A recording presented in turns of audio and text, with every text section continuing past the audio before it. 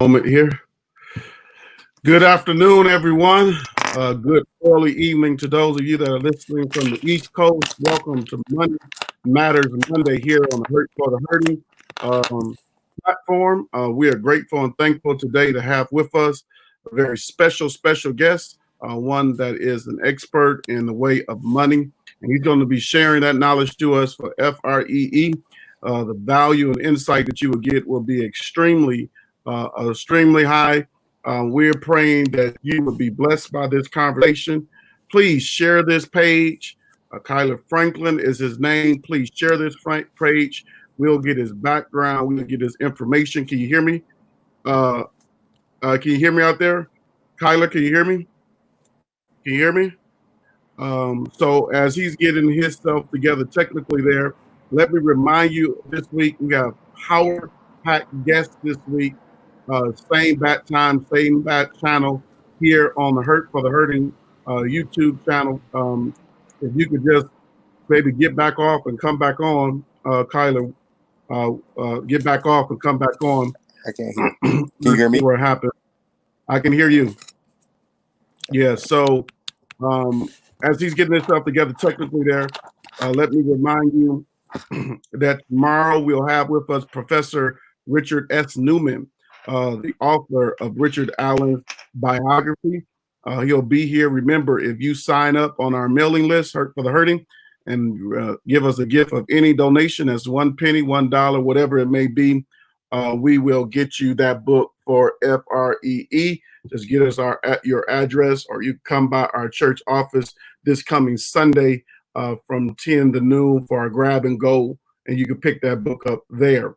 Then on Wednesday, we have 3 educated women to talk to us about the pressure on Black women, especially to be strong from the perspective of what happened these last few days in pop culture from Meg Thee Stallion and Jada Pickett Smith. And so we are going to have that conversation with some intellects. They'll guide that conversation. Then on Thursday, Dr. Jeremy Everett will be here with us. Dr. Jeremy Everett will be here with us on Thursday from Baylor University, talk about his Hunger Initiative program. Theological Thursdays, we'll have that fruitful conversation as well. But today is Money Matters Monday. And so we need you to go ahead and go and share that page. 1212. We need you to share that page right now. Let them know that we're dealing with this conversation on money, that we are trying to defeat the stigma. The church just asks you for 10% and does not tell you how to deal with the other 90%. We want you to honor the Lord with all your wealth, and that you would honor him with the first fruits of your increase in your giving, but you would honor him with the rest that you are also managing as relates to everything else. Kyler, can you hear us? Yeah, can you hear me? Yes, we hear you well. How are you doing today? Oh, man, I'm blessed. I can't complain. How are you? Man, I'm doing well. Praise God. Thank you for being with us today. Before we get into the subject matter, tell us a little bit about your background, where you're from, what got you into the field of money, and then tell us what you're doing now and what company you work for. So I grew up in South Central LA. I went to Dorsey High School. I always had a passion for finances, going to Dorsey, playing football. A lot of my friends ended up going to play professional football. And we used to joke when we were in business classes. I would always say they would go to the league and I would one day manage the money. My mom actually worked in finance and financial services, and that's kind of what inspired me. I seen that we weren't really represented in a lot of that field. I actually read a book when I was young called Why Should the White Guys Have All the Fun by Reginald Lewis. And it just talked about being an African-American man in finance. And that's kind of what inspired me. I've been working in financial services since I was 18 years old. I currently am now a financial advisor at Merrill Lynch. And it's just been my passion and love helping and giving back to my community, giving the game back to my people. Man, praise God for that. We definitely need that in our community. Tell us some of your projects that you've worked on in the community to sort of inform, enlighten, empower our people in the way of money. So last year, I actually created a program called Hustlenomics, where basically we created a curriculum around teaching financial literacy based on Nipsey Hussle lyrics. You know, many people who understand from Los Angeles, he was such a pillar in the community, always empowering us to own our own businesses. And so we taught everything from investments to savings to real estate investing. Then I also partnered with a mentor of mine by the name of Cedric Bobo and Fred Green. We had a program called Project Destin, where we took young kids from South Central LA and we taught them real estate development. They went through an 8-week course online, and then they presented it to actual real estate investors, real deals and projects that they found in LA. Wow, that's amazing, man. Dig more into that for us, if you don't mind. What made you choose Nipsey Hussle? What is it that stood out there? What was your connection with him, if any? And what are some of the success stories that you have heard from the program?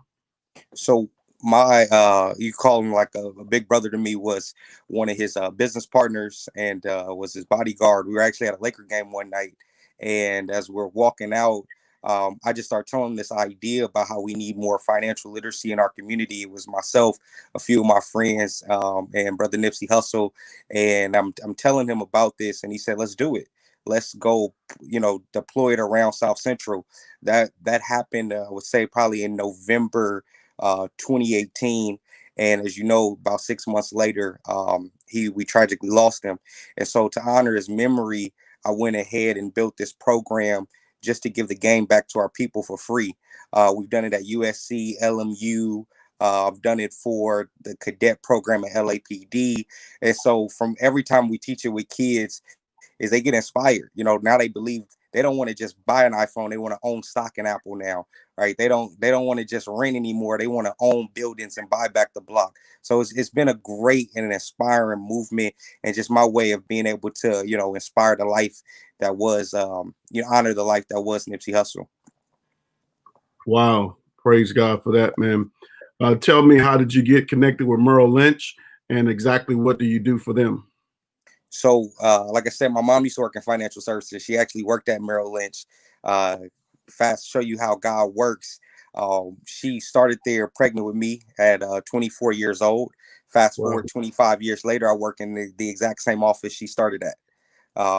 And for me, what I do is I help ultra and high net worth families and businesses being able to create plans to navigate their financial life. So I take care of everything from their investments, help them manage their debt. We give them certain tax incentivized strategies, and we basically just try to make sure that people, you know, sleep comfortable at night. Money is actually the number one stress in the world, and stress is one of the top 10 killers that we know. We talk about mental health, and so I just try to make it easier for people to, you know, sleep at night and reach their goals and enjoy the life that they want to have. Just because you have money doesn't mean that you know what to do with it. Well, we can see that you're a Christian brother, and that you have a sense of humility. So let me ask it this way. Tell us more about the depths from a statistical standpoint of what you manage at Merrill Lynch. As we get into this subject, we want people to know that they're not just talking to anybody. They're talking to an expert on this. So go ahead and brag just a little bit and let us know all that you do at Merrill Lynch, and how you keep people money working for them while they sleep even at night. So my team at Merrill Lynch, it's comprised of myself and two other financial advisors, with three other support staff. We manage somewhere around $600 million across, I would say, 200 clients, families, organizations, businesses, nonprofits. So for the most part, those are the numbers we try to basically sit down with anybody, organization, family, and figure out what exactly is their roadmap, right? That's where it all starts, is what's your goal. You, like you said, I am a Christian man, and the Bible says, you know, write the vision and make it plain. And when we apply that to our everyday, what we do with our clients is we have them come in and tell us what they want and what are they trying to achieve and where are they trying to get. And we write the vision down on paper and make it plain. And then we try to, you know, implement different strategies that I know we'll, you know, get into today, and to figure out how to get them there. Man, great, man. Thank you for sharing that with us. Tell us, if someone's sat in your office, let's start with the lower scale. Their finances is a mess. What are some of the things that you would start off by trying to get them on the right track? So, we always start with is what's the end goal? Where do you see yourself? What is our slogan is that we protect families and their values with good advice. And because where you put your money is where you value it. So you donate to your church is where you value it. You donate in your community, or you spend your money on clothes. Wherever you put your money is more likely what you value. And so for a lot of people, it's their family, right? They invest in their kids' college savings. So someone sits down with us, we try to figure out what is it that you value and where do you want to see this money to get to. The first step is always about protection. And so we try to figure out what somebody's estate plan. No matter how much money you have, everybody should have a will, a trust set up and put into place to have looked at different types of insurance to figure out to make sure that their family protected. I know you as a pastor probably have experienced it so many times where you've had a family where you had to do a funeral service for a family, and right, they're doing car washes, on the corner to try to figure out how to pay for it. And then they have to figure out how they're going to divide grandma's house up. So we try to stick. First thing is protecting exactly what you have, no matter how little or how large it is. Man, that's great, brother. I appreciate that. You hit it right on the head. So many times we need 911 plans in tragic situations. Death is definitely an example of them, but sickness, extended sickness, long-term care, things of that nature. Let's go to the higher realm, and then we'll fill into the middle. Someone who just inherited a large amount of assets, cash. Someone who already has that. They just took a big job paying them a healthy salary. They have come into your office. What some of the things that you're going to run across them in order to get them where they need to do as relates to their finances? So we try to get them, like we said, the starting point is figuring out where they want to see their wealth get to, and what they want to use it for. After we roll through, talk about protection is we really just start going through planning. It's funny when you start talking to people and start asking them different questions, what you can uncover that they didn't even think about when it comes to their finances. So we try to figure out what's the debt, where are the vulnerabilities. I always tell people, I'm gonna be honest with you, like your doctor. I'm gonna tell you where it hurts. I'm gonna tell you where we see the problems, where we see the challenges, but I'm also tell you where we see the opportunities. And so when somebody walks in, we have clients who are young, who just inherited money or are successful as far as in athletics or entertainment. And so they woke up one day and became in a whole totally different tax bracket overnight. We try to figure out, okay, what's the spending habits? Where's the pitfalls? And sometimes those pitfalls don't already exist.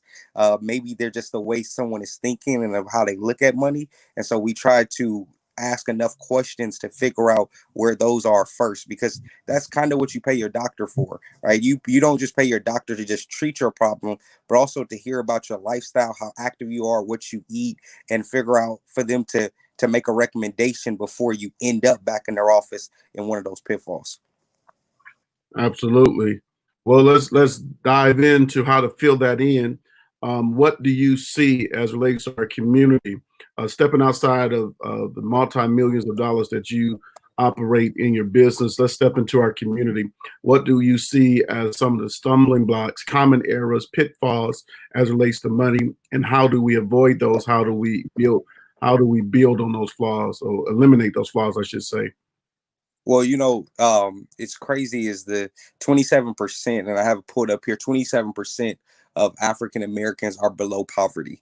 And when you think about that number, is which versus the average American, is that rate is at 11%. And so we have to stop that trend. Part of it starts with, we have an instant gratification problem in our community. We like to fake it till we make it. Sometimes we go out and buy the car that we can't really afford. And this even relates to my generation, the millennial generation, especially in our community, is, you graduate college and you go get a car that has, an $800 car note with, a $300 car insurance bill. And you really only make, $3,000 a month, but a third of it now has to be spent on just your car.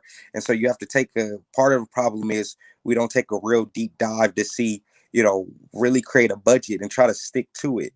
And that budget may mean we make some sacrifices, may mean we don't are able to buy what we think we should have right now at this age because we're not financially there yet. Another big problem for us is we don't have, we talked about insurance.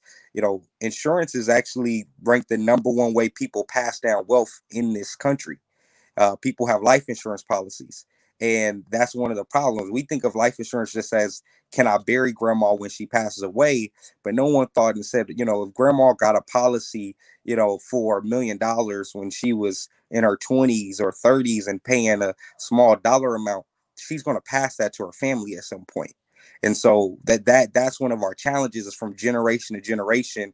I know you preach about it, about generational curses. The way we deal with money is a generational curse. Our mentalities of how we continually don't actually save or put in the right mechanisms in place to actually pass on wealth. Yeah, I don't use that term, but I definitely deal with the deeper philosophy that's trying to be presented there, that bad habits do pass on per generation, and we have to stop that cycle of doing that. So I appreciate you bringing that out. Tell us a little bit about insurances then, since you're there. What kind of policies are out there and available to people that you can set people up? Let's start from the lower tier to the higher tier, sort of to pass out that generational wealth, to do those things fundamentally, to help people be at a place of solitude for the generation after the generation after the generation. Well, there's everything from life insurance to long-term care. The one thing that I would say is find somebody in our community, just the same way that you have a doctor that you go to, the same way you have a dentist, find you someone, an insurance provider or financial planner. And that's actually one thing I want to touch on, is that, people think that just because they don't have a lot of money, they can't have a financial advisor. Most banks, most large banks, I work at Merrill Lynch, Bank of America, we have financial advisors that sit in our bank branches that are there to help the everyday customer. So you actually already, because you are a member of this bank, you already have access to that service, someone who can help you, someone who can advise you, and show you a list of different, you can actually get insurance policies through your bank. You can go to third-party insurance providers like your State Farms and Aflacs and things like that. But we got to make a conscious effort to put one of those people on our team, right? Which are your health team. You got a doctor, a dentist, somebody for your kids' braces. But do you have somebody for your financial team? Yeah, you may have somebody that does your taxes, but have somebody to advise you and say, hey, looking at what you have, what you make, you could afford this type of policy, this type of insurance plan. But we definitely got to take that more into account. Absolutely. Thank you so much for saying that. I want to get into taxes, but let me go back to insurances real quick. Just for those that are listening, as far as key terminology, if they're looking to have that conversation, what are the various types of life insurance policies that they should be asking about or researching, if you will, and what marks the difference between one to the other? It's a lot. You got universal, whole life. I won't get too much into details that confuse people. But I would say the two biggest things that when it comes to insurance, people should look at is you have life insurance. And there's different ways you can pay for that, figure out different ways how that can benefit you. And there's long-term care. Long-term care is a big problem in our community that we don't think about. And just to share with you a real story, my grandmother has had 10 strokes in her life, and she is a miracle and a blessing to still be able to have her here. But when she had the ninth one, she could no longer live by herself, and my mom had to pay out about nearly $2,500 to about $2,800 a month just to take care of her every single month. And part of that problem was that there was no planning in place for her to have long-term care insurance. And so I think the average cost, you can Google it, but the average cost in like California for long-term care is anywhere between $30,000 and $40,000 minimum. And so, you could have a great job and a great salary. You could, make six figures and then wake up one day and have to take care of mom or dad, with a $50,000, dollar a year bill. And that's just the bare minimum of care without anything else. So long-term care is something we for sure have to, as a community, talk about protecting ourselves, because I hate to say it, but we have the highest rates for hypertension and heart disease and strokes. And so we need to have these policies in place to take care of ourselves. Absolutely. Thanks a lot for sharing that. Well, let's talk about taxes. And is it smart for people to have a strategy to minimize their taxes, especially when they hit different tax brackets, and how should they go about it if so? So I'm not a tax consultant whatsoever. I help implement tax strategies for clients. But what I will That's say what I'm is, and when I say implement, I mean they all have CPAs and accountants. I believe that you should all, everyone should have, a reputable, CPA or accountant, whichever one they prefer, to be able to give them that advice. We talk about money mattering. One of the problems that we have is in our community is that we take advice from everybody, right? We give some water cooler advice at work from our friend who sits in the cubicle next over, and next thing you know, we made a bad decision and messed up our financial life. So get you an actual professional when it comes to taxes to truly be able to help you. Don't just take the word of your uncle because he said he did this on his taxes. I think we're experiencing that right now. A lot of people they deal with these payroll loans, and some of these decisions can come back to bite you. Absolutely, yeah. Just that philosophical point was what I was trying to get at, more than detailed tax advice. We're going to know everything they want in detail. We're going to get your information to look that up before they point them in that right direction. But just the concept of having a strategy behind it. What should our relationship be with banks as it relates to with our money? How should we be processing that relationship? And then how can we leverage that into such thing as real estate, owning our own home, investment property, flip, things of that nature? And however, what you do and comfortable talking about in that area, sort of let us know how that fits into to your. So with banking, banking is just like any other relationship that we build in our lives. It's really good to have. I would say you want to establish a great relationship with one bank that is the center, I would say, of your financial savings. So whether it's Bank of America or another large bank, you want a large bank. I say because you want to have access to ATMs if you travel wherever you are around the world. You have access to branches and offices, but you want to start cultivating. One of the things I try to, talk to parents about is start cultivating that relationship for your child, young. Get them a savings account, a checking account. Before you know it, they've had a relationship with that bank by the time that they're, 25, but they've had that relationship with that bank for nearly 15 years. And I will say those things start to play a lot into certain decisions, your relationship, the breadth of the relationship. If you have your auto loan with them, it's a relationship business. Think if you think of it more of like a department store. When you go in, they don't want to just sell you. Go into Macy's, they don't want to just sell you clothes. They want you to get shoes. They want you to walk out with cologne, perfume. They want to give you a whole lot of different things. And the same thing works with banks. And so you want to cultivate a relationship with a bank that you believe over time and over the course of time is going to help you in all of your different areas of life. And then from there, as you begin to call it, have special projects, you build businesses, you invest, then you can work on, finding other banks that help, maybe benefit you in other ways with different rates. But I can tell you, when you're a longtime customer, a loyal client of a bank, they will work with you, so much more because they love and appreciate your business. Uh, Great. So, as a parent, what are some of the things that we ought to be instilling into our young people and preparing them for the future as it relates to money? Some of the things that you hit on in your Hustlenomics seminar, what some of the highlights and things of that nature for that. Well, we got to start with, especially in our community, is the psychology behind how we look at money. And I say that because our community has a very bad habit of, we don't sit down at the dinner table and talk about money. Because, and for a lot of people in our communities growing up, the way that they heard about money was always around bills.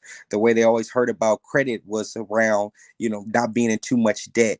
And so we never really sit down and have honest conversations. I have a great friend of mine who, her son is 6, and she's already taught him about budgeting. She uses Monopoly money to kind of explain how much mom makes, without exact numbers, but to show him, learn about paying for utilities, paying for rent. And so I think we got to start young and just training them in the mentality of, hey, money isn't a bad thing. Money isn't something we should be scared about, stressed about. Let me start teaching you how you make good financial decisions. One of the things we do when I do the Hustlenomics program with kids, we gamify it. I create different games to play with them to figure out, and then when you do it that way, it makes it a lot more fun. And then I would also, one of the things you could I recommend is, start your kids off. You can get their UTMA accounts. That's a actual investment account that is ran by the parent, but it's in the name for the benefit of the child. And you can start to teach your child about various investments, stocks, bonds, etc. And they start to learn, about ownership and owning things. So tell us, UTMA, that stands for what? The acronym, that's actually a very good question. It is Uniform Transfers to Minors Act. That's the actual act that was underneath. But UTMA accounts, parent can go to, again, to your local bank that you work with. You can open up an account. You could do it in a 529 plan, which is a college savings plan. One of the things is the biggest, regardless of what you decide, is about changing that mentality. So you want your children to not be afraid of the idea of money or investing and things like, or credit, because you started them young, teaching them about it. I'm pretty sure, just like most people, when I got to college, it was like, don't get a credit card, because you'll run your credit up, right? Versus I had other friends whose parents sat down with them at 14, taught them about credit, made them an authorized user on their credit card, and then they graduated at 21 with an 800 credit score. So it's all about how we start to have those conversations with our children. Absolutely. Wow. Thanks so much for sharing that. As we go deeper into this notion of the psychology of money in our community, or the emotional attachment that we have with it, and the emotional decisions that we make based off of money, what are some of the things you will recommend, or maybe books or resources that could help us not be so emotional, not make decisions that are based off emotional, or change the psychology of how we look and think about money? So one of the things is that when it comes to books, I mean, I've read everything from, call it, Tony Robbins to Dave Ramsey. It all depends on, you got to find what works best for you. One of the things I would say, especially in today's generation, is there's a lot of technology. When I say technology, just go to your local app store. You got a smartphone, iPhone or Android, and you can just type in budget, and there's so many budget apps available. You can type in investments. There's so many different investment apps. Part of is, I believe in learning by doing. And so, you can read the books and the concepts. Some people use the envelope method, where they get envelopes and they put the money in each envelope with the bill written on the front, and that helps them. You got to figure out what works best for you psychologically. I'll be honest, I tried the envelope method. I took all the money out and it was gone by the end of the week. So you got to figure out what works best for you. But you have to, the first part is making the decision that you want to do better. We experience this a lot in church, is that part of change is acknowledging that there's a problem in the first place. And I believe that's what you're doing with your platform, is we got to acknowledge first there is a problem in our community. We have the problem, and now we're ready to make the next step in changing. Absolutely. Appreciate you for diving into that subject on the psychology and an emotional attachment that we have in money. We dealt with a lot of things, from pitfalls and things of that nature. Let's go ahead and promote what you do, how people can reach you, what it is that, if they're looking for you to help them out, what areas or what things they need to already gather, information they need to have before they make that call, before they send that email. And then you may want to recommend other levels or people or resources for people to do to start in their role to managing their money better.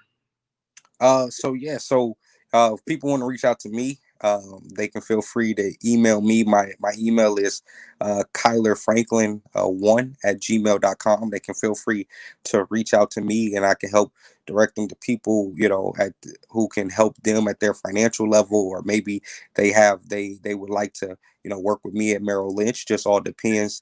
And then the second part is that we talk about resource wise, is that people have to be, there's so many resources from your church to your local bank. I say that's the first place to start.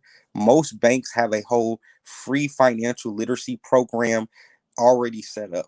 Most jobs, most, if you work for a company, already have set up in their HR department to explaining to you about your retirement, what you're investing in, and things like that. So utilize those resources. You already pay for them somehow, some way, right? Either out of your check or at some fee that you pay at a bank. So go get your money's worth for what you already pay for. Oh, absolutely, man. Thank you so much for providing your information. Before we get out of here, we want to respect your time as a money man, and we know that time is money. Tell us a little bit more about your program, how people can find out information about it, and if there's a church, if there's a community organization, a fraternity, sorority that wants to get involved with it, how would they do that? Yeah, so with Hustlenomics, we walk through, like I said, we do about 2 hours where we go through, we play videos and pull from the lyrics of Nipsey Hussle, and a constructed curriculum where we really talk about everything from investing to real estate to budget and savings, to using technology and entrepreneurship to combine to build your businesses. If an organization would, love to, do it at this point, of course we got our COVID restrictions, so more likely have to be virtual right now, but they can email me at that email at kylerfranklin1@gmail.com. Tell me, I've taught it from class sizes of 10 all the way up to 300. So it just depends on how many people they have and, what they want to do. And I'm more than happy to be able to share the information back to our people.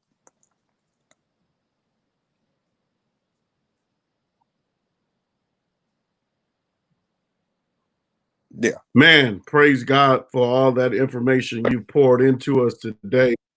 Go ahead. Oh, no, no. Thank you for Yep. the So opportunity. we have a slight technical connection there, but go ahead.